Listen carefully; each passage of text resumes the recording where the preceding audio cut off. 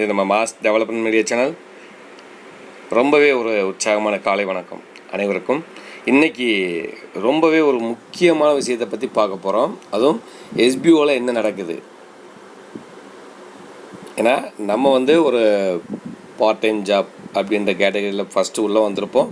அடுத்து இப்போ நம்ம ஒர்க் பண்ணுற எஸ்பிஓ ப்ரைவேட் லிமிடெட் அப்படின்ற ஒரு அத்தாரிட்டியோட அந்த பார்ட் டைம் ஜாப் கேட்டகரியிலேருந்து வெளியே வந்து ஒரு ஆன்லைன் ஜாப் கேட்டகரியில் உள்ளே போயிருக்கோம். இதில் முக்கியமான விஷயம் என்ன அப்படின்னா, நோட்டீஸ் போர்டில் வந்த ஆடியோவில் எவ்வளோ விஷயங்கள் சொல்லியிருக்காங்க. ஏன்னா நான் நேற்று போட்ட ஆடியோவிலே சொல்லியிருக்கேன், கிட்டத்தட்ட 15 நாட்கள் ரொம்பவே ஒரு இம்பார்ட்டனான முக்கியமான விஷயங்கள்லாம் எஸ்பிஓ நோட்டீஸ் போர்ட் தகவல் பலகையில் வரும். எஸ்பிஓவில் ஒர்க் பண்ணுற அனைவருமே என்ன பண்ணணும், முழுமையாக ஆடியோவை கேட்டுட்டு புரிஞ்சுட்டு அதுக்கு தகுந்த மாதிரி செயல்படணும் அப்படின்ட்டு. இதுவும் இல்லாமல் நோட்டீஸ் போர்டு ஆடியோவில் இன்றைக்கி வந்ததில் நம்மளுடைய ட்ரெயினர் சங்கர் சார் கோவப்பட்ட மாதிரி எனக்கு ஒரு ஃபீல். அது எதனால், அதை கடைசியில் பார்க்கலாம். வீடியோவை ஸ்கிப் பண்ணாமல் முழுசாக பாருங்கள், அப்போ தான் உங்களுக்கு புரியும். அதுக்கு முன்னாடி நம்ம சேனலை சப்ஸ்கிரைப் பண்ணலைன்னா சப்ஸ்கிரைப் பண்ணி வச்சுக்கோங்க. ஏன்னா என்ன ஒரு அப்டேஷன் எஸ்பிஓவில் நடந்தாலும் உங்களுக்கு அதை ஷார்ட் அண்ட் ஸ்வீட்டாக நம்ம சேனலில் கொடுக்கறதுக்கு நாங்கள் தயாராக இருக்கோம். இனி வரப்போகிற காலங்களில் நம்ம ஒரு ஆன்லைன் ஜாப்பில் பகுதி நேர வேலை வாய்ப்பு மூலியமாக லீகலாக சம்பாதிக்க போகிறோம். அதுக்கான கைடன்ஸ் கொடுக்கவும் நம்ம சேனல் ரெடியாக இருக்காங்க. சரி, ரைட். இன்றைக்கி எஸ்பிஓவில் என்ன நடக்கிறது அப்படின்ற அந்த டாப்பிக்கு விடை. எஸ்பிஓவில் கடந்த ஏப்ரல் 10 வரைக்கும் ரீஃபண்ட் அப்ளை பண்ணவங்க அவங்களுக்கு உண்டான அமௌண்ட்டு போட்டுகிட்டே இருக்காங்க. அது எவ்வளோ என்னன்னு பார்க்கலாம் ஒன் பை ஒன்றா. இந்த ஏப்ரல் 10 வரைக்கும் டோட்டல் மெம்பர்ஸ் ரீஃபண்ட் எனக்கு வேணும் அப்படின்னு அப்ளை பண்ணவங்க மொத்தம் 4257 பேர், 4257. இதில் எல்லாத்துக்குமே ரீஃபண்ட் கிடைக்குமா அப்படின்னா கண்டிப்பாக கிடைக்காது. என்னன்னு கேட்டிங்கன்னா, இதில் ராங் மெயில் ஐடி, அந்த ராங் மெயில் ஐடின்றது எதை வச்சு மென்ஷன் பண்ணுறோம் அப்படின்னா, நம்ம எஸ்பிஓவில் ஜாயின் பண்ணுறப்ப ஒரு மெயில் ஐடி கொடுத்துருப்போம். அந்த மெயில் ஐடியும் இப்போ நம்ம ரீஃபண்ட் அப்ளை பண்ணுற மெயில் ஐடியும் மேட்ச் ஆகணும். வேறொரு மெயில் ஐடியிலேருந்து நீங்கள் ரீஃபண்டுக்கு அப்ளை பண்ணிங்கன்னா அது ராங் மெயில் ஐடியாக தான் ஏற்றுக்கப்படும். ஓகேங்களா? அப்படிப்பட்ட நபர்கள் 857 பேர், 857. ஓகேங்களா? அது கழிஞ்சிரும் 4257. அடுத்து பார்த்தீங்கன்னா ஸ்டாஃப் ஐடி மிஸ்டேக்காக போட்டிருப்பீங்க. நீங்கள் எஸ்பிஓவில் ஸ்டாஃப் ஐடி கூட கரெக்டாக ஃபில் பண்ணாமல் எதுக்கு ரீஃபண்ட் அப்ளை பண்ணுறீங்க? அதாவது நம்ம லாகின் பண்ணி, நம்ம ஒன்றும் இல்லை, டெலகிராமில் போய் லாகின் பண்ணுவோம். எஸ்பிஓ போர்ட்டல் லாகின் பண்ணி உள்ளே போவோம். ஆல்ரெடி அதில் கூகுளில் நம்ம சேவ் பண்ணி வச்சுருப்போம். அதை பார்த்துமே நீங்கள் இது பண்ணலாமே உங்களுடைய ஸ்டாஃப் ஐடி. சரி, ரைட். அது எதுக்கு நம்மளுக்கு, அதை பற்றின தகவல் மட்டும் நம்ம கொடுப்போம்.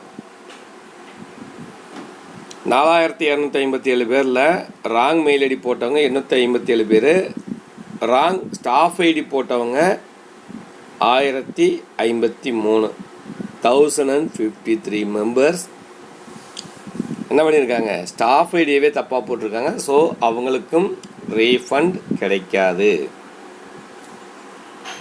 ஓகேங்களா?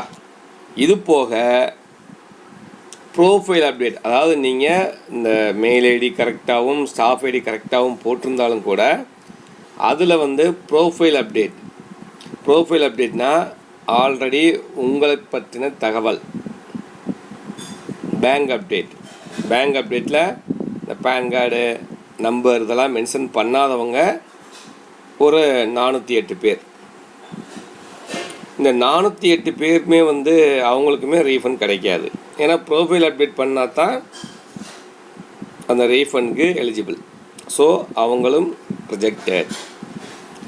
அப்போது இதில் கிட்டத்தட்ட வந்து பார்த்திங்கன்னா எவ்வளோ பேர் தெரியுங்களா? ஒரு 4257 பேரில் ராங் மெயில் ஐடி போட்டவங்க 857, ஸ்டாஃப் ஐடி மிஸ்டேக் பண்ணவங்க 1053, ப்ரோஃபைல் அப்டேட் பண்ணாதவங்கன்னு பார்த்தீங்கன்னா 408 பேர். இதில் கிட்டத்தட்ட ஒரு 2318 பேர் அவுட். பாக்கி இருக்க எலிஜிபிள் பர்சன் அப்படின்னு பார்த்தீங்கன்னா 1939 பேர். இதை வந்து 4 பேட்சாக பிரிச்சுருக்காங்க. இந்த 4 பேட்சில் வந்து ஒரு பேட்சுக்கு 500 மெம்பர்ஸ்.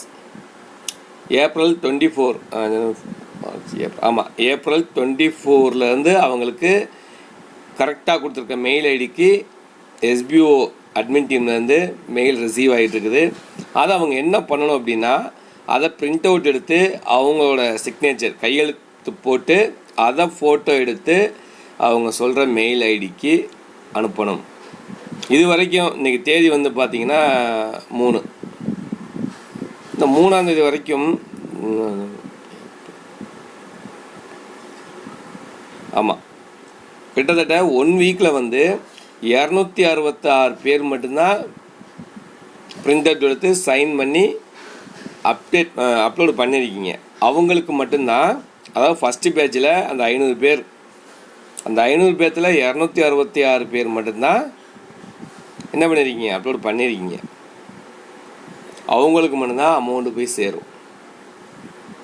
பேலன்ஸு ரீஃபண்ட் அப்ளை பண்ணவங்க தயவு செஞ்சு அதை கொஞ்சம் கூர்ந்து கவனிங்க. அப்போ தான் வந்து உங்களுக்குரிய வருமானம் கண்டிப்பாக கிடைக்கும்.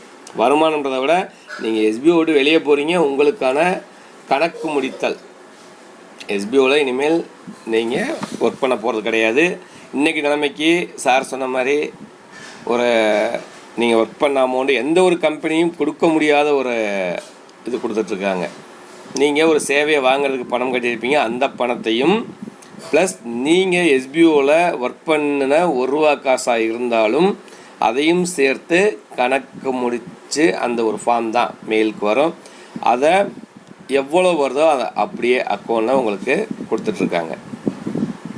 இந்தியாவிலேயே எந்த ஒரு கம்பெனியும் பண்ணாத சாதனை பண்ணிகிட்ருக்காங்க. அதை நீங்கள் கரெக்டாக யூஸ் பண்ணிங்க. ரீஃபண்ட் வேணும் அப்படின்னு அப்ளை பண்ணிட்டீங்க. அப்ளை பண்ண மெம்பர்ஸில் 1939 பேர். இதில் வந்து பேட்ச் வைஸாக 500 பேராக 4 பேட்சாக போடுறாங்க. அந்த 4 பேட்ச்லேயுமே வந்து ஃபஸ்ட்டு 500 பேர்த்தில் வந்து 266 பேர் தான் என்ன பண்ணியிருக்கீங்க, மெயில் அப்டேட் பண்ணியிருக்கீங்க. அப்படின்னா சைன் பண்ணி உங்களுடைய அந்த ஃபார்ம் ஃபோட்டோ அப்லோடு பண்ணியிருக்கீங்க. அவங்களுக்கு மட்டும்தான் அமௌண்ட் போட்டுட்ருக்காங்க. மீதம் இருக்க அந்த பேட்ச் வைஸ் கொஞ்சம் சீக்கிரம் அப்லோடு பண்ணுங்கள் சைன் பண்ணி. ஓகேங்களா சார்? ரைட். நெக்ஸ்ட்டு நோட்டீஸ் போர்டில் ஏன் சங்கர் சார் கோவப்பட்டார்? கோவம் மாதிரி எனக்கு ஒரு ஃபீல்னு சொன்னேன் இல்லையா? நீங்கள் எஸ்பிஐயில் ஒர்க் பண்ணுறீங்க அப்படின்னா ஒரு ஃபேமிலி பாண்டிங்கில் தான் ஒர்க் பண்ணணும்னு ஆரம்பத்துலேருந்து எந்த கம்பெனிலையும் இல்லாத ஒரு விஷயத்தை நம்ம சார் கொண்டு வந்தார். ஒரு குடும்பத்தில் இருக்க அந்த ஒரு அண்டர்ஸ்டாண்டிங்கோட தான் ஒர்க் பண்ணணும் அப்படின்ட்டு. இப்போ நம்மளுக்கு தெரிஞ்சு வந்து பார்த்தீங்கன்னா டெலகிராம் குரூப் வந்து நிறைய பேர் வச்சுருப்போம். நிறைய கமாண்டர்ஸ் குரூப் இருக்குது. இது போக நிறைய ப்ரைவேட் குரூப்பில் நம்மளுக்கு கீழே வர டவுன்லைனர்ஸை ஜாயின் பண்ணியிருப்போம். அதில் வந்து ஒரு சில குரூப்லாம் எல்லா அட்மின் டீம்லேருந்து நிறைய பேர் வாட்ச் பண்ணி தருக்காங்க, எஸ்பிஓ அட்மின் டீம்லேருந்து. இதில் வந்து பெண்களுக்கு ஏதாவது ஒரு இஷ்யூ அப்படின்னா அடுத்து லீகல் ஆக்ஷன் கண்டிப்பாக எடுக்கப்படும் சொல்லியிருக்காங்க. ஏன்னா எல்லா குரூப்புமே சார் வாட்ச் பண்ணி தான் இருக்காங்க. அப்படி வாட்ச் பண்ணும் பொழுது ஒரு சில பேர், ஒருத்தர் 2 பேர் இந்த மாதிரி நபர்கள் ஒருத்தரை வந்து பேசும் பொழுது, அதுவும் பெண்களுக்கு இடையூறு ஏற்படுற மாதிரி பேசினவங்களை கண்டிப்பாக லீகல் ஆக்ஷன் எடுப்போம். ஏன் குரூப்பில் நீங்கள் வந்து இப்போ அவங்க அந்த சம்மந்தப்பட்ட பேசுகிற நபரும் இன்னொருத்தவங்களை பேசுகிறாங்க அப்படின்னா அவங்கள மட்டும், ஏன்னா அந்த குரூப்பில் ஒரு 50 பேர் 100 பேர் கண்டிப்பாக இருப்போம். ஏன் ஒருத்தரை பேசும்போது மற்ற எல்லா பேருமே கரெக்டாக இருக்கும் பட்சத்தில் சப்போர்ட்டுக்கு வர மாட்டீங்க? அதெல்லாம் கண்டிப்பாக வரணும். ஏன்னா நம்ம மற்ற கம்பெனி மாதிரி கிடையாது.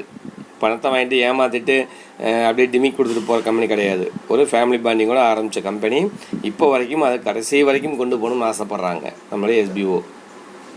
அதே மாதிரி நம்மளுமே வந்து அதுக்கு கோஆப்ரேட் பண்ணணும், கண்டிப்பாக பண்ணியே ஆகணும்.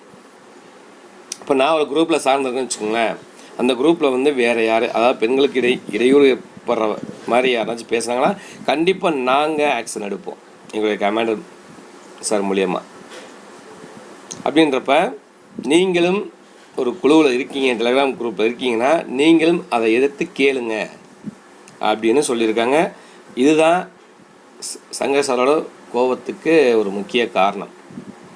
ஒரு ஃபேமிலி பாண்டிங்கோட இருங்க அப்படின்னு. ஏன்னா நம்ம ஒர்க் பண்ண போகிற இடம் முகம் தெரியாத இடமா இருந்தாலும் கூட ஒருத்தர் பார்த்துக்கலைன்னா கூட ஒரு இடத்துக்கு வந்திருக்கோம், சம்பாதிக்க வந்திருக்கோம், நம்ம ஃபேமிலிக்கு ஒரு சப்போர்ட்டிவ் கிடைக்கணும்னு வந்திருக்கோம்.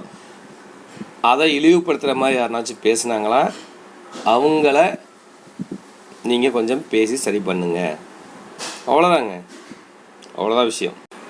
இன்னும் சார் சொன்ன 15 நாள் நோட்டீஸ் போர்டு இம்பார்ட்டண்ட்டாக வாட்ச் பண்ணுற நாட்களில் நேற்று ஒரு நாள் போயிடுச்சு, இன்றைக்கி 2ஆம் நாள். டோட்டலாக வந்து இந்த 15 நாளில் 2வது நாள் போயிடுச்சு. இன்னும் 13 நாட்கள். எனக்கு தெரிஞ்சு இந்த ஒரு 13 அல்லது 15 நாட்களுக்குள்ளே நம்மளுடைய எஸ்பிஓ ரீஓப்பன் ஆகிறதுக்கு நிறைய வாய்ப்புகள் இருக்குது. தயவு செஞ்சு நோட்டீஸ் போர்டை முழுவதும் வாட்ச் பண்ணுங்கள். ஏன்னா எல்லா தகவலையும் நம்ம சேனலில் கொடுக்க முடியாது. ஒரு சில இம்பார்ட்டன்ட் நியூஸ் மட்டும்தான் சொல்ல முடியும்.